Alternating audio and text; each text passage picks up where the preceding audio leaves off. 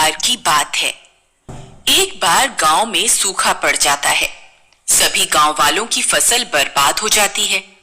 सब लोग बहुत परेशान हो जाते हैं कि अब क्या करें। अरे भाई भीमा, अब की बार तो बहुत ज्यादा सूखा पड़ गया, सारी फसल ही बर्बाद हो गई। मैं तो बहुत कर्जे में आ गया हूं। हाँ भाई नथु, मेरा हाल भी तुम्हारे जैसा ही है। जरूर हमारे गांव में किसी ने बहुत पाप किए होंगे, तभी भगवान उसी का बदला ले रहा है। मैंने सुना है साथ वाले गांव में एक बहुत प्रसिद्ध मंदिर है। चलो हम सब वहां जाकर भगवान से प्रार्थना करेंगे, क्या पता बारिश हो जाए। यही सोचकर वे सारे लोग मिलकर पास वाले गांव में भगवान के दर्शन और प्रार्थना करने जाते हैं। फिर अगले दिन जब वह वापस लौट रहे होते हैं तो उन्हें लौटने में देर हो जाती है और अंधेरा हो जाता है। उनकी गाड़ी घने डरावने जंगल से गुजरती है। सभी लोग बहुत डर जाते हैं। अरे भाई नथु, ये तो बहुत घना जंगल है, कहीं कोई भूत प्रेत ना मिल जाए रास्ते में।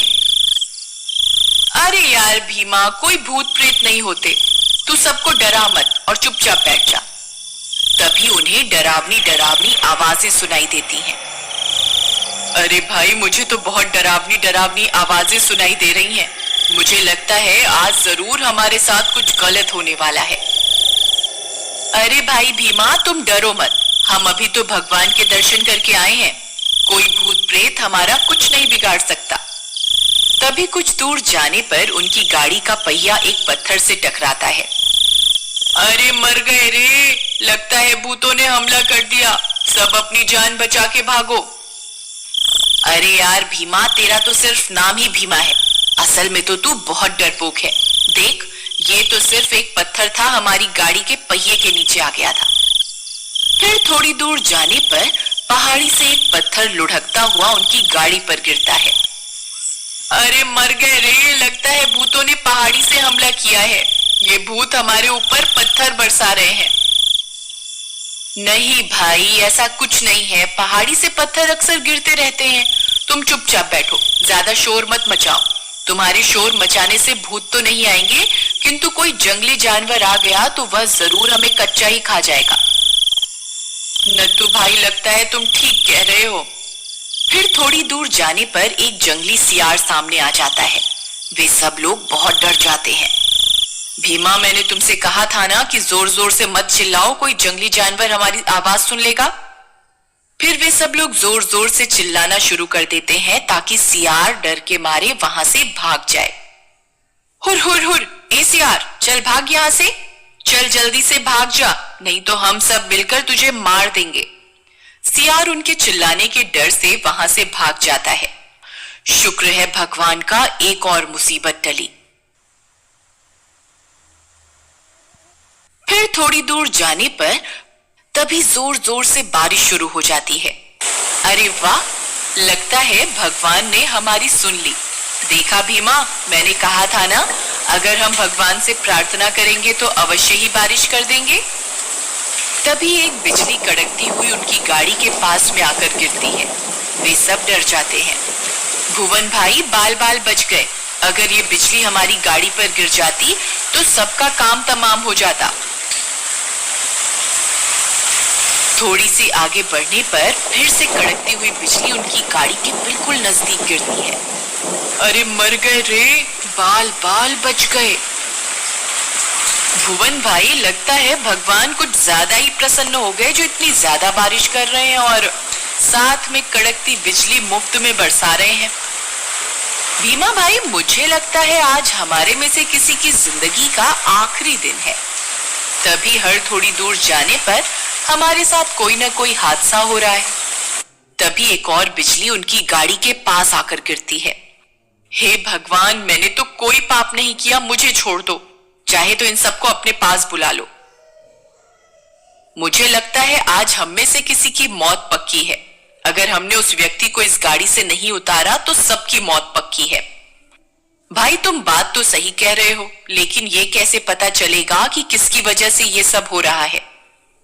एक काम करते हैं, सभी बारी बारी से उस गाड़ी से उतरेंगे और सामने जो पेड़ लगा है उसे हाथ लगाकर वापस आएंगे। अगर उसकी मौत पक्की होगी तो बिजली अवश्य ही उसके ऊपर गिरेगी और बाकी सब बच जाएंगे। ठीक है भाई, लेकिन पहले तुम जाओ, मैं बाद में आऊंगा। फिर वह आपस में तय करते हैं कि कौन पहले जाएगा और कौन बाद में। सबसे पहले भुवन जाता है। हे भगवान, मैंने तो जिंदगी में कोई पाप नहीं किया, कृपा करके मुझे छोड़ दो, मेरे ऊपर बिजली मत गिराना। अगर मैं बच गया तो 100 रुपए का प्रसाद चढ़ाऊंगा। भुवन डरता हुआ जाता है और पेड़ को हाथ लगाकर वापस आ जाता है। बच गया रे, मैं तो बच गया। शामू भाई जाओ, अब तुम्हारी बारी। भुवन भाई, तुमने भगवान को क्या बोला जो उन्होंने तुम पर बिजली नहीं गिराई? भाई, मैंने तो 100 रुपए का प्रसाद चढ़ाने का वादा किया है। अच्छा, हे भगवान, मैं 200 रुपए का प्रसाद चढ़ाऊंगा, कृपा करके मेरी जान भी बख्श दो। इतना बोलकर शामू भी पेड़ को हाथ लगाकर वापस गाड़ी में आ जाता है। हे भगवान, तेरा लाख लाख शुक्र है जो तूने मेरी जान बख्श दी। जाओ भाई, भीमा अब तुम्हारी बारी। भीमा डर जाता है और सोचता है क्यों ना पहले नत्थू को भेज दूं, क्या पता इसके ऊपर ही बिजली गिर जाए। नहीं भाई भीमा, जो हमने आपस में तय किया था हम उसी हिसाब से चलेंगे। अगला नंबर तुम्हारा है, तुम ही जाओगे। भीमा डरते हुए, हे भगवान मेरी जान बख्श दो, मैं 500 रुपए का प्रसाद चढ़ाऊंगा, बस किसी तरह मेरी जान बख्श दो। भीमा भी उस पेड़ को हाथ लगाता है और कुछ नहीं होता और वह खुशी खुशी वापस आ जाता है। अरे भाई, मैं भी बच गया। अब सिर्फ नत्थू ही बचा था। सबको लग रहा था यही है जिसकी वजह से आज हम सब फंस गए हैं। नत्थू यह सोचकर उदास हो जाता है कि उसकी वजह से सबकी जान आज जोखिम में पड़ गई। वह पेड़ को हाथ लगाने के लिए चल देता है। हे भगवान, मैंने अपनी जिंदगी में कोई बुरा काम नहीं किया है, हमेशा मेहनत से रोजी रोटी कमाई है, कभी किसी के साथ कोई बुरा नहीं किया, कभी कोई छल कपट नहीं किया। अगर फिर भी मुझसे कोई भूल हो गई हो तो उसके लिए मुझे क्षमा करना।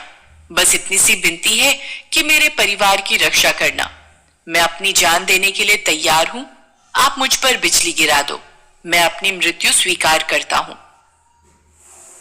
यह बोलकर वह पेड़ के पास पहुंच जाता है।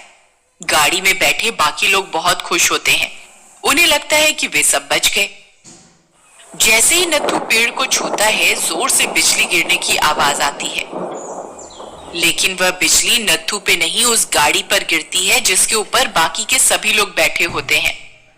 और नत्थू ही इकलौता ऐसा इंसान था जिसके कर्म की वजह से बाकी के सभी लोग सुरक्षित बचे हुए थे। नत्थू की वजह से ही गाड़ी के आसपास तो बिजली गिर रही थी, किंतु गाड़ी के ऊपर बिजली नहीं गिर पा रही थी क्योंकि उस गाड़ी पे नत्थू था। लेकिन इन्होंने उसी को गाड़ी से उतार दिया। नत्थू यह सब देखकर बहुत उदास हो जाता है। हे भगवान, अगर मैंने अपनी जिंदगी में कोई अच्छा काम किया है तो कृपा करके मेरे बाकी के दोस्तों को भी जीवन दान दे दीजिए भगवान। भगवान नत्थू की सच्ची श्रद्धा से प्रसन्न होकर उसके बाकी के सभी दोस्तों को जीवन दान दे देते हैं और कुछ ही पलों में वह सारे फिर से जिंदा हो जाते हैं। फिर वे सब लोग नत्थू से अपने किए की माफी मांगते हैं और अपने गांव की ओर चल देते हैं। जब वे गांव पहुंचते हैं तो देखते हैं कि उनके खेत फिर से हरे भरे हो चुके हैं। फिर वे सारे दोस्त आपस में मिलजुल कर रहने लगते हैं और वे सभी दोस्त नत्थू को अपनी अपनी जमीन में से कुछ हिस्सा देते हैं क्योंकि उसी की वजह से उनकी जान बची थी और नत्थू उस जमीन को गरीबों में बांट देता है। अक्सर चुनौतियों से, संघर्षों से हम डरते हैं, लेकिन संघर्ष ही तो है जो हमें और अधिक मजबूत करते हैं और जिंदगी की कठिनाइयों से लड़ने की हिम्मत देते हैं और हमें सक्षम बनाते हैं कुछ भी कर पाने के और कुछ भी कर गुजरने के। इसलिए जिंदगी में कभी भी कोई चुनौती आई तो उसे घबराइए मत, बल्कि हंसकर उसका सामना कीजिए। ये कहानी कहीं ना कहीं अगर आपके दिल को छुए तो प्लीज लाइक जरूर कीजिएगा। Humanity should be our race, love should be our religion. Thanks for watching.